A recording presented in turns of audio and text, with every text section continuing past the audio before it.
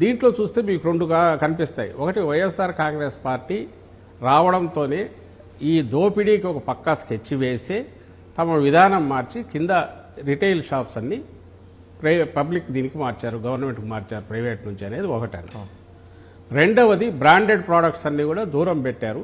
వీళ్ళవి తీసుకొచ్చేసి దాని మీద రేట్లు ఎక్కువ చేసి దాన్ని అంతా క్రీమ్ అంతా తీసుకుంటూ వచ్చారు. రెండు, తద్వారా 3,000 నెలకు 50 నుంచి 60 కోట్లు 3,500 కోట్లు బయటకు వచ్చింది అన్నారు. నెంబర్ 1, ఇందులో ప్రైవేట్ షాపుల నుంచి గవర్నమెంట్కు మార్చడం అనేది స్కామ్ ఎట్లవుతుందో అయితే నాకైతే అర్థం కావట్లా. ప్రైవేటు షాపుల ద్వారా అసలు అది మార్చడం అనేది అప్పటికప్పుడు తీసుకున్న విధాన నిర్ణయం కాదు. మా మేనిఫెస్టోలో పెట్టిన మద్య నియంత్రణ అనేది ఏదైతే ముందు నిషేధం అనుకున్నది, తర్వాత ప్రాక్టికల్ పర్పసెస్ అన్ని వల్ల నియంత్రణతో మొదలు పెడదాం అనుకున్నప్పుడు దానికి చేయాలంటే డిస్కరేజ్ చేయాలంటే ఏం చేయాలి? అడ్డగోలుగా బెల్ట్ షాపులు కానీ, పర్మిట్ రూములు కానీ, ఎక్కడంటే అక్కడ విచ్చలవిడిగా బార్లు కానీ, షాపులు కానీ ఉండడానికి కట్ చేయాలి. ఫస్ట్ థింగ్, అవి డ్రాస్టిక్గా కట్ అయ్యాయి. షాపులు 4,000 చిల్లర ఉండేటివి 3,000 కిందికి 2,900 ఎంతో 33% కట్ చేసాం. పర్మిట్ రూములు అదే మోతాదులో కట్ అయిపోయాయి. దాదాపు గ్రామానికి ఒకటి ఉన్న బెల్ట్ షాప్ 43,000 బెల్ట్ షాపులను తీసేసాం. ఇవంతా చంద్రబాబు చేసినవి. అండ్ వాటికి సంబంధించినంత వరకు టైమింగ్స్ కట్ చేసాం. అండ్ వీటి పేమెంట్ ఎవరైతే సప్లయర్స్ ఉంటారో వాళ్లకు ఎప్పుడైతే గవర్నమెంట్ షాపులు అయినాయో, మేము గవర్నమెంట్ ఎందుకు ఇన్వెస్ట్ చేస్తుంది? We're only paying a facilitator role. కాబట్టి సప్లై వచ్చిన తర్వాత బాటిల్ సేల్గా అయిన తర్వాత వచ్చిండేది 45 డేస్ తర్వాత పే చేస్తామని పెట్టాం. ఇవి ఎవరికి కండ్యూసివ్ కాదు. ఏ ప్రైవేట్ సప్లయర్కు, లిక్కర్ సప్లయర్ కానీ, మ్యానుఫ్యాక్చరర్ కానీ కండ్యూసివ్ కాదు, ఎంకరేజింగ్ కాదు, డిస్కరేజింగ్. అది ఓ పక్క కన్జంప్షన్ డిస్కరేజ్ చేసాము, రేటు కొంత పెంచి ట్యాక్సులు ఇచ్చేసిన ద్వారా రెవెన్యూ పెరిగింది. అలాగే ప్రొడక్షను డిస్కరేజ్ చేసాం. అంతకుముందు ఉన్న దాంతో పోలిస్తే డ్రాస్టిక్గా కట్ అయ్యాయి. అన్నీ తగ్గించి అంతకుముందు విచ్చలవిడిగా ఏర్లు అయిపోయిన మద్యాన్ని కంట్రోల్లోకి తీసుకొచ్చేసాం. ఇది ఏ రకంగా ఎవడైనా కిక్ బ్యాక్ ఇవ్వడానికి ఉపయోగపడుతుందో ఫస్ట్ మాట. అంటే మీరు అలా చెప్తున్నారు, అసలు దీనికి పునాదే లేదు. పబ్లిక్ అమ్మితే ఎందుకు డబ్బులు వస్తాయి అనేది, పబ్లిక్ అమ్మించడంతోనే మీ ఈ స్కామ్కు మెయిన్ స్టెప్ వేశారు. ఎందుకంటే ప్రైవేట్ వాడు అయితే నాకు పలానా బ్రాండ్ బ్రాందీ కావాలి, పలానా బ్రాండ్ విస్కీ కావాలని అడుగుతాడు. అదే మీరు అమ్మిస్తే అక్కడ మీరు ఏది ఇస్తే వాడు అదే అమ్ముతాడు. అందుకోసమే అక్కడనే దాన్ని అలా క్రియేట్ చేసి పెట్టారని ఒకటి. దానికి ఏమంటారు? అదే నేనే అంటున్నా. ఇప్పుడు ఇది రాజమార్గం చంద్రబాబు వేసి పెట్టింది.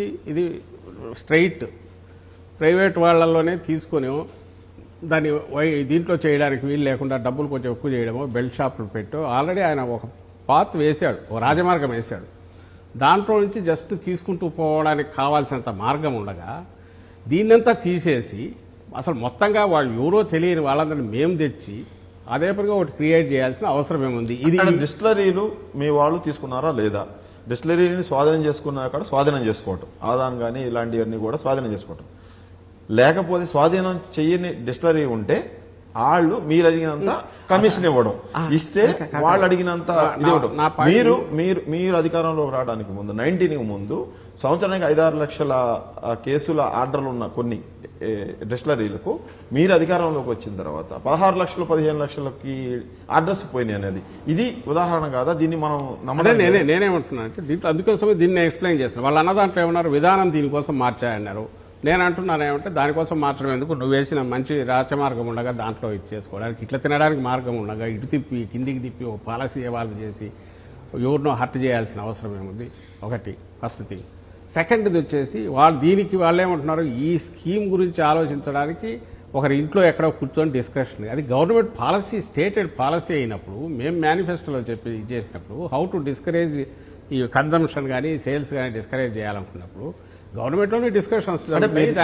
మీరు చెప్తుంది సెకండ్ పాయింట్, జగన్ ఆలోచన పాలసీ ఇది. మనం 4,000 షాపుల్ని 2,900కి తీసుకొస్తాం, 33% ఇంప్లిమెంట్ చేసి కట్ చేసుకుంటూ వస్తామని చెప్పారు. ఇది పాలసీ, ఇది బైక్ కనిపిస్తుంది.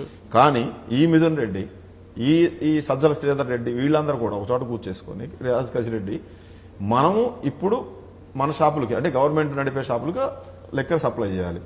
ఎవరినో సప్లై చేసేవాడిని ఎందుకు, మనకి కావాల్సినంత కమిషన్ ఇచ్చిన వాడికి మనం ఇద్దాము అని అది తెర వెనక జరిగింది కదా. అది కదా ఇప్పుడు సిట్ తీసుకుని రావద్దని. అదే సెకండ్ పాయింట్ అదేనా పోయేది. ఏ బ్రాండ్స్ అయితే ఉన్నాయో మీరనే పాపులర్ బ్రాండ్స్, నాకు కూడా లోతుగా నేను ఇన్వెస్టిగేషన్లో లేను, అయితే మాకున్న ఆధారాలు నా జర్నలిస్టిక్ దీంతో స్టడీ చేశాను, నాకున్న ఇంట్రెస్ట్ వల్ల. నాకు ఫస్ట్ది మా పాలసీ ఇది, నేను ముందన్నది దీని ద్వారా గవర్నమెంట్ దీన్ని పెట్టాలనుకున్నాం. ఢిల్లీలో జరిగిండేది గవర్నమెంట్ ప్రైవేట్ మార్చినందుకు స్కామ్ అన్నారు. ఎవరికైనా ₹4 వస్తే రూపాయి ఇస్తాడు, ఇది స్కామ్ అవుతుంది. రెండో వైపు బ్రాండ్స్కి సంబంధించి వీళ్ళు అందులో వాళ్ళంతా మేజర్ బ్రాండ్స్ అని కాంపిటీషన్ కమిషన్ ఆఫ్ ఇండియాను దాని దగ్గరికి అప్రోచ్ అయ్యారు, కంప్లైంట్ ఇచ్చారు. అయ్యా వీళ్ళు డిస్క్రిమినేటరీ చూపిస్తున్నారు, ఆర్బిట్రరీగా బిహేవ్ చేసి మమ్మల్ని దూరం పెట్టారు అని.